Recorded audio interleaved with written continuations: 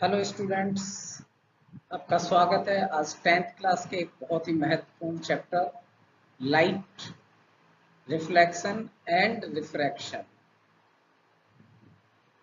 Class 10th में न सिर्फ ये फिजिक्स का एक महत्वपूर्ण चैप्टर है बल्कि साइंस का भी एक महत्वपूर्ण चैप्टर है।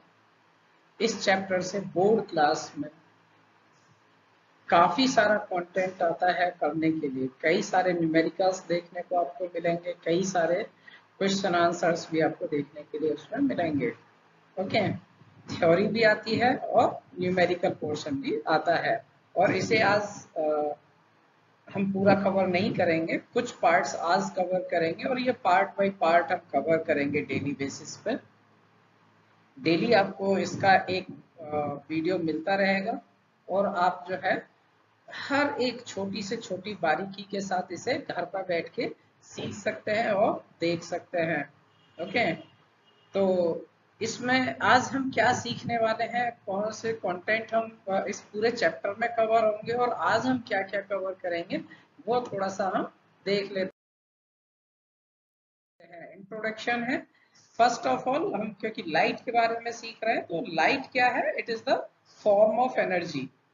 एज वी नो कि जो एनर्जी होती है वो अपने कभी भी ना तो क्रिएट होती है ना ही डिस्ट्रॉय होती है, वो अपने फॉर्म्स को चेंज करती रहती है। ओके, तो हम जो है लाइट एनर्जी का यूज करते हैं किसी भी ऑब्जेक्ट को देखने में। जब कोई लाइट की रेज किसी ऑब्जेक्ट के ऊपर गिरती हैं और वहां से रिफ्लेक्ट होती हैं और हमारी आईज में वो एंटर करती हैं तो ऑब्जेक्ट हमें विजिबल हो जाता है। ओके, तो अब हम यहाँ पर क्या लॉ है, किन लॉ के तहत हम जो है इसके रिफ्लेक्शंस को देखते हैं और कैसे इमेजेस बनती हैं, कहाँ पर इमेज बनती हैं। ओके, ये सब हम देखेंगे। प्लेन मिरर के स्पेसिफिकेशंस क्या होते हैं, है ना, वहाँ इमेज कहाँ बनती है ना, उसके करेक्टरिस्टिक्स क्या है। साथ ही हम इस चैप्टर में सीखेंगे स्फेरिकल यदि मिरर है तो उनमें रिफ्लेक्शन कैसे होता है और यदि उनमें जो रिफ्लेक्शन हो रहा है उसके कारण इमेजेस कहाँ बनती हैं, दूर बनती हैं, पास बनती हैं, छोटी बनती हैं, बड़ी बनती हैं, इन्वर्टेड बनती हैं, इरेक्ट बनती हैं, वॉट जैसी भी बनती हैं, कहाँ कौन कौन से कंडीशंस में कहाँ बनेगी वो हम देखेंगे। हम इनका यूज कहाँ कहाँ पर कर सकते हैं। ओके, यदि हमें दूर का ऑब्जेक्ट देखना है तो हम कौन सा एप्लीकेशन किस तरीके से उसको यूज करेंगे मिरर को। यदि हमें कोई ऑब्जेक्ट इन्वर्टेड देखना है तो हम कैसे यूज करेंगे। यदि हमें कोई ऑब्जेक्ट जो है छोटा देखना है, स्मॉल साइज में देखना है तो हमें ऑब्जेक्ट को कहाँ प्लेस करना चाहिए। All the things will be cover in this chapter. Okay, लेकिन आज जो हम सीखने वाले हैं वो सीखेंगे कि जो आपके स्फेरिकल मिरर्स होते हैं वो कितने प्रकार के होते हैं, कैसे बनते हैं स्फेरिकल मिरर्स। ओके, और स्फेरिकल मिरर्स जो होते हैं उनमें जब किसी भी सोर्स से लाइट, है ना, ऑब्जेक्ट पे फॉल होने के बाद जब हमारी आंख में पहुंचती है, आंख में अभी हम बाद में कंसीडर करेंगे, लेट सपोज वो किसी भी मिरर तक पहुंचती है। ओके, चाहे वो कॉनकेव है, कॉन्वेक्स है ना, ये काइंड ऑफ मिरर्स होते हैं, अभी हम सीखने वाले हैं इनको। तो जब वो वहां पर गिरती है तो फिर लाइट कहाँ कहाँ होके पास हो सकती है ना, और इस पूरे मिरर में कौन कौन से पॉइंट्स होते हैं जिन्हें हमें याद रखना चाहिए, उनकी टर्मिनोलॉजी क्या है ना, स्पेसिफिक जो आपके स्फेरिकल मिरर्स है ना, ये जो है किस नेचर के होते हैं, ये सारी चीजें आज हम इस वीडियो में कवर करेंगे। तो बिना देर किए हुए जल्दी से हम इन चीजों की तरफ आगे बढ़ते हैं। और मैं आपको एक चीज और बता देना चाहता हूँ कि हमने ज्यादातर मोस्ट ऑफ कंटेंट जो लिया है वो एनसीईआरटी से ही लिया है, क्योंकि हमारा जो बेस है एजुकेशन का वो एनसीईआरटी है। तो हम एनसीईआरटी के बिहाफ पर ही हम आगे बढ़ेंगे ताकि स्टूडेंट्स को ज्यादा से ज्यादा इसका बेनिफिट हो, है ना। हम इधर उधर दाएं बाएं ज्यादा ना जाके फोकस्ड रहेंगे चैप्टर के ऊपर। ओके, तो लेट्स मूव करते हैं। हम आगे मूव करते हैं उससे पहले एक रिक्वेस्ट, आपको यदि कंटेंट अच्छा लगे तो लाइक कीजिएगा, शेयर कीजिएगा, और चैनल को भी सब्सक्राइब कर लेना ताकि आपको यूजफुल कंटेंट मिलता रहे फ्यूचर में। ओके, जो भी वीडियो बनेगी वो आप तक अपडेट होती रहे और तुरंत आप तक पहुंचे, तो आप उसके लिए इसको सब्सक्राइब खुद भी कर लें। ओके, तो हम लोग बढ़ते हैं आगे अपने कंटेंट के साथ में। तो हमारा जो फर्स्ट पॉइंट है, रिफ्लेक्शन ऑफ लाइट। लाइट का रिफ्लेक्शन होता कैसे है? A highly polished surface such as mirror reflect most of light falling on it. तो आपका जो पॉलिश्ड सरफेस होता है, हाईली पॉलिश्ड सरफेस मींस क्या है? जो आपका सरफेस है वो स्मूथ है, तो अधिक मात्रा में रिफ्लेक्शन करेगा। यदि वो रफ है, कोर्स है, या अच्छा पॉलिश किया हुआ नहीं है, तो वो आपका फुल अमाउंट में जो है लाइट को रिफ्लेक्ट करेगा, ये जरूरी नहीं है। ओके, तो वो उसे क्या है, डाइवर्ज भी कर सकता है, डिफ्रैक्ट भी कर सकता है ना। तो हमें क्या करना है, उसे रिफ्लेक्ट कराना है इमेजेस फॉर्म करने के लिए। तो जब वो हम उसे रिफ्लेक्ट कराएंगे तो कब होगा? जब हाईली पॉलिश्ड होगा। तो स्मूथ सरफेस की कंडीशंस में हम बात कर रहे हैं, क्योंकि जो मिरर्स होता है वो एक ट्रांसपेरेंट मीडियम को पॉलिश करने के बाद ही बनाए जाते हैं। ओके, तो हम एक स्मूथ सरफेस पर किस तरीके से रिफ्लेक्शन कराएंगे और वो किस तरीके से परफॉर्म करेगा, ये हम यहाँ पर देखने वाले हैं। वैसे 8th क्लास में हम इसके बारे में ऑलरेडी सीख चुके हैं, और फिर भी लेकिन हम उसके किस रूल्स, कौन कौन से रूल्स फॉलो करती है लाइट, उनको यहाँ पर सीख लेते हैं। तो द फर्स्ट ऑफ ऑल, जो लाइट होती है वो एक स्ट्रेट पाथ पर मूव करती है। किसी भी एक मीडियम में जब तक वो ट्रेवल कर रही है, स्ट्रेट पाथ पर ही रहेगी। यदि मीडियम चेंज होता है तो उसका direction at the same time, जब वो एंटर कर रहा होता है तब चेंज होता है। वो रिफ्रैक्शन का पार्ट है, वो हम आगे कवर करेंगे। ओके, लेकिन जब वो दूसरे मीडियम में एक बार एंटर कर जाएगी तो अगेन वो स्ट्रेट पाथ पर ही मूव करती रहेगी।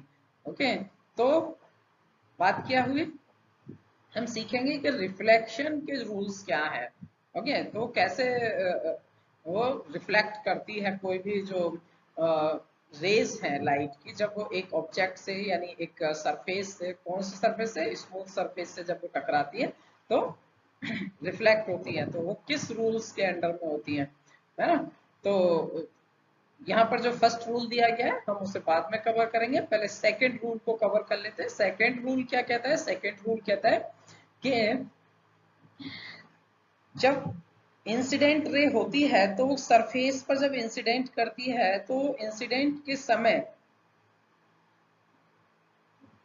जिस पॉइंट पर इंसिडेंट करती है इंसिडेंट रे, वो पॉइंट वहीं पर नॉर्मल भी ज्वाइन करेगा। नॉर्मल क्या है? एक परपेंडिकुलर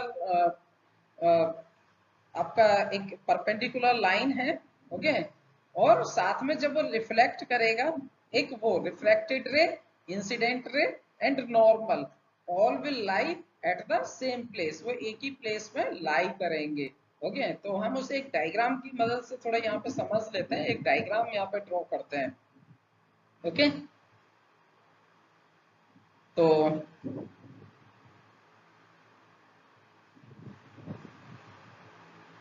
लेट्स सपोज, सॉरी,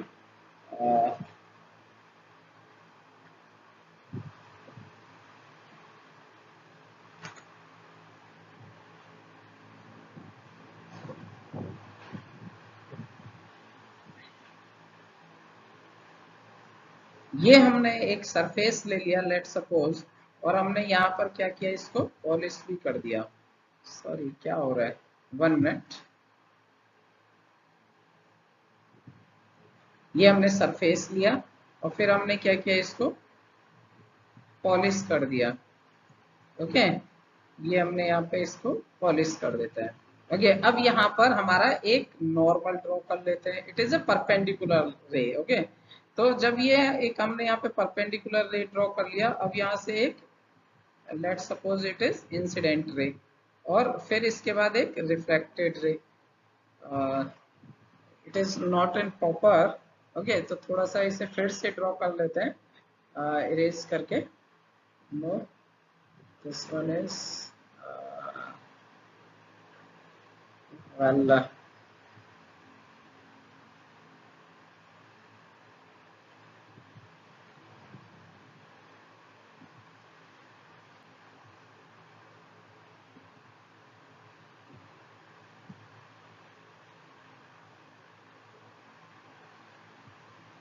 ये हमारा कोई सरफेस एरिया है और यहाँ पर हमने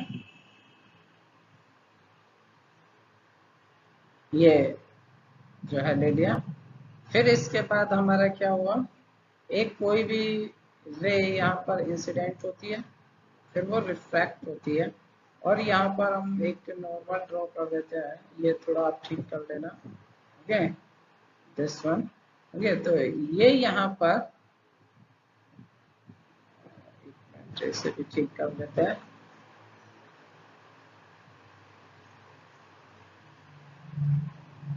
ओके।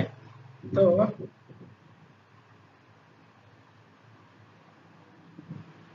यहाँ से ड्रॉ करना शुरू करते हैं, ओके।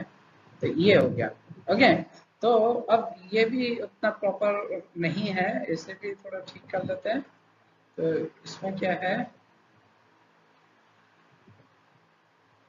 ओके, एक ही था, तो फिर से इसे ड्रॉ कर लेंगे। लेट कंसीडर करते हैं यहाँ से हम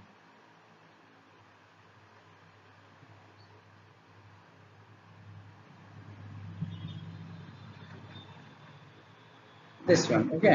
अब ये अब थोड़ा देख लेना ये, अब यहाँ पे क्या हो रहा है, ये रिफ्रैक्ट, ये रिफ्रैक्ट हो रही है, और ये क्या हुआ था, इंसिडेंस हुआ था इसका, ये इंसिडेंस हुआ, ओके। तो जब आपका इंसिडेंस होता है तो एक तो ये सेम पॉइंट पर लाई करते हैं, तो इस पॉइंट को हम कोई भी नाम दे देते हैं, लेट सपोज इसे हम ओ दे देते हैं, ओके। ये हमारा क्या है, ओ है। और इसके अलावा ये आपका जो है, इसको भी कोई एक नाम दे दो, ए दे देते हैं, और इसको बी दे देते हैं, और क्योंकि ये नॉर्मल है तो इसे एन दे देते हैं, ओके। तो ये जो आपका इंसिडेंट रे है ओ ए, और रिफ्रैक्टेड रे है ओ बी, ओके। तो ये सब जो है कहाँ पर लाई कर रहे हैं, एक प्लेन में लाई कर रहे हैं, ओके। ओ ए, ओ बी और ओ एन, ये एक ही पॉइंट पर लाई करते हैं। तो ये तो हो गया हमारा सेकंड पॉइंट जो हमने यहाँ पे नोट किया हुआ है, ओके। तो फर्स्ट पॉइंट को हम जो है कैसे देखेंगे, फर्स्ट पॉइंट कहता है कि incident angle, what is incident angle, angle of incident, okay. तो एंगल ऑफ इंसिडेंस क्या होता है, नॉर्मल और इंसिडेंट रे के बीच में बनने वाला जो एंगल होता है, हम उसे बोलते हैं एंगल ऑफ इंसिडेंस। तो यहाँ पर एंगल ऑफ इंसिडेंस जो हमारा है वो कौन सा है, ये देख लेते हैं, ये है नॉर्मल, और ये वाला, ये एंगल ऑफ इंसिडेंस है। एंगल ऑफ इंसिडेंस बराबर होता है, इक्वल होता है किसके, एंगल ऑफ रिफ्लेक्शन के, एंगल ऑफ रिफ्लेक्शन के, ओके। तो हम इसे एंगल आई से रिप्रेजेंट करते हैं, किससे करते हैं, एंगल आई, और इसे हम करते हैं एंगल आर से, ओके। तो एंगल आई इज इक्वल होता है angle R, angle I is equal angle R, okay. तो दिस इज, ये इक्वल होते हैं, ओके। तो ये हम क्लास 8th में ही ऑलरेडी सीख चुके हैं, और लेकिन ये यहाँ पर हमने थोड़ा सा मेमोराइज कर लिया और हमने इसे रिकॉल किया है, ओके। तो आई होप ये बात समझ आ गई होगी सभी स्टूडेंट्स को। तो हम आगे बढ़ते हैं, और हमारा जो नेक्स्ट पॉइंट है वो है स्फेरिकल मिरर्स। तो स्फेरिकल मिरर्स के बारे में सीखते हैं। स्फेरिकल मिरर्स बेसिकली क्या है, एक हमने कोई बॉडी लिया, कैसी बॉडी लिया, ट्रांसपेरेंट स्फेरिकल बॉडी लिया, ओके। तो यहाँ पर हम एक ट्रांसपेरेंट स्फेरिकल बॉडी बना लेते हैं जल्दी से, ओके। तो लेट्स सपोज ये हमारा स्फेरिकल ट्रांसपेरेंट बॉडी है, ओके। अब हमने यहाँ से 2 पीसेस जो है कट कर लिए। पहले हम क्या करते हैं, इसका एक सेंटर ले लेते हैं, this is center, okay? अब यहां से हमने क्या किया, एक ड्रॉ कर दिया इसका डायमीटर, ओके। अब हम यहां से पीसेस निकाल लेते हैं इससे, एक ये पीस निकाल लेते हैं, और एक ये पीस निकाल लेते हैं यहाँ से, ओके। तो यहाँ पर क्या है, यदि हमने कॉनकेव मिरर बनाना है, कौन सा मिरर बनाना है, कॉनकेव। 2 टाइप्स के होते हैं स्फेरिकल मिरर्स, एक होता है कॉनकेव और दूसरा होता है कॉन्वेक्स। यदि हमें कॉनकेव बनाना है तो हम क्या करेंगे, उसके ये तो हमने निकाल लिया, पीस। ओके, तो ये आपका कर्वेचर हो गया। कर्वेचर के जो सेंटर में है ये पॉइंट हो गया। इसे क्या बोलते हैं अभी नेक्स्ट पॉइंट में हम कवर करेंगे, पहले कर लेते हैं बनाएंगे कैसे। तो यदि हम इसको बाहर से पॉलिश कर देते हैं, बाहर से, ओके, जो बाहर निकला हुआ जो एरिया है, आउटवर्ड एरिया, इसको हम यदि पॉलिश कर दे रहे हैं इधर से, ओके, तो ये क्या, अंदर वाला जो एरिया है वो क्या है, रिफ्लेक्टेड एरिया हो गया आपका। यहाँ से जो लाइट आएगी, है ना, किसी भी सोर्स से, वो रिफ्लेक्ट करेगी इनवर्ड एरिया से। ओके, जो कि आपके फेसिंग उसकी किधर है, सेंटर की तरफ उसकी फेसिंग है, कर्वेचर के सेंटर की तरफ। ओके, तो ये इसका जो है बनाने का फॉर्मेशन का तरीका हो गया। दूसरा, यदि आपको बनाना है कॉन्वेक्स, तो कॉन्वेक्स में क्या करेंगे, आउटर जो है आउटवर्ड उसे इस बार छोड़ देंगे रिफ्लेक्ट करने के लिए, तो ये रिफ्लेक्टेड एरिया हो जाएगा हमारा। और इसका जो है इनर साइड्स को कर देंगे पॉलिश। क्या कर देंगे, इनर साइड्स को पॉलिश कर देंगे। ये जो साइड्स है इन्हें कर देंगे पॉलिश, इनर साइड को। तो इससे क्या होगा कि ये अंदर की तरफ जो है लाइट पास नहीं होगा, और बाहर से जो है ये आपका यहाँ से रिफ्लेक्शन होगा। तो इस तरीके से दोनों तरीके के मिरर्स तैयार हो जाते हैं।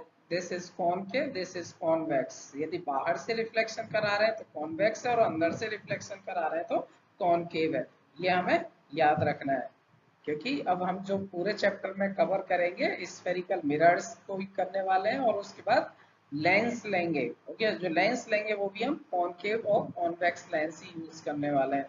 तो कॉनकेव क्या होता है और कॉन्वेक्स क्या होता है, इसे हमें ठीक से समझ लेना है। आई होप समझ आ रहा होगा। ओके, और यदि समझ आ रहा है तो जल्दी से लाइक कर दो, शेयर भी बनता है, शेयर भी कर दो, और चैनल को सब्सक्राइब नहीं किया है तो उसे भी सब्सक्राइब कर लो जल्दी से। ओके, तो अब इसमें कौन कौन सी टर्मिनोलॉजी होती है, उन टर्मिनोलॉजीज के ऊपर हम यहाँ पर ध्यान देने वाले हैं। तो फर्स्ट ऑफ ऑल आपका ये एम और एन, ये जो एरिया है, this is known as aperture. What, aperture. जो आपका रिफ्लेक्टिंग कर्व्ड एरिया है, रिफ्लेक्टिंग कर्वेचर एरिया है ना, ये आपका है अपार्चर। ओके, एम से एन के जो बीच का जो डिस्टेंस है, दिस इज अपार्चर, यानी गेटवे, गेट। ओके, तो इसी एरिया में हमारे जो इंसिडेंस रे है वो आएंगी, और वो यहाँ फिर रिफ्लेक्ट होंगी।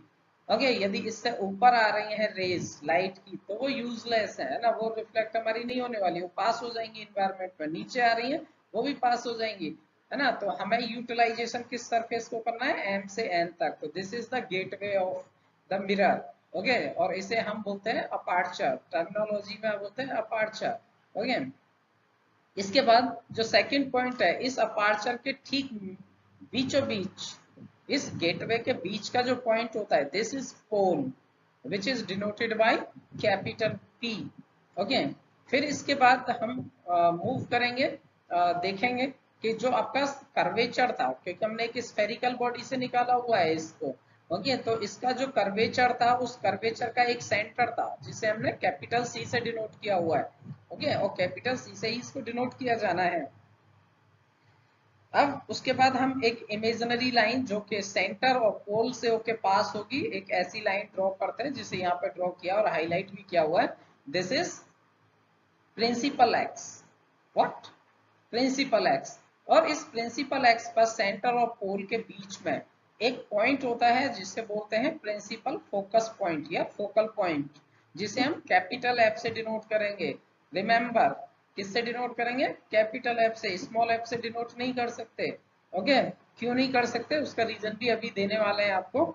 ओके, तो अब यहाँ पर क्या होता है, हम सभी पहले से जानते हैं कि जो कर्वेचर का सेंटर है से लेके सरकमफ्रेंस के बीच की जो डिस्टेंस होती है उसे रेडियस बोलते हैं। एज यूजुअल यहाँ पर भी उसे रेडियस ही बोलेंगे और कैपिटल आर से डिनोट करेंगे।